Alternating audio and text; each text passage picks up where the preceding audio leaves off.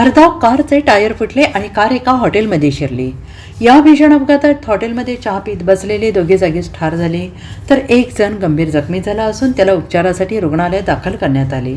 आणि ही घटना सोलापूर हैदराबाद महामार्गावरील जकेकोर चौरस्त्यावरील उड्डाणपुलाजवळ मंगळवारी दुपारी 3च्या सुमारास घडली. मिळालेल्या माहितीनुसार देवदर्शन करून हैदराबादच्या दिशेने भरधाव निघालेली कार टायर फुटल्याने रस्त्यालगत असलेल्या चहाच्या टपरीत घुसली.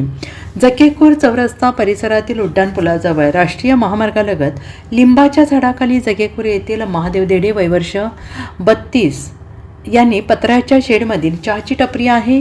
मंगळवारी दुपारी बळीराम कुशप्पा पवार वयवर्ष 48 राहणार उमरगा, लाडनशा गुलबशा मुर्शद वयवर्ष 52 आणि सचिन भीमाशंकर कुटार वयवर्ष 30 हे तिघे टपरीवर चहा पीत बसले होते. त्याचवेळी सोलापूरहून हैदराबादच्या दिशेने भरधाव दिशेने जाणाऱ्या कारचे TS 34F 4706 समोरील उजव्या बाजूचे टायर अचानक फुटले. टायर फुटल्याने चालकाचे वाहनावरील नियंत्रण सुटले आणि कार थेट चहाच्या टपरीत घुसली आणि या भीषण अपघातात दोघांचा जागीच मृत्यू झाला, तर एक जण गंभीर जखमी झाला आहे.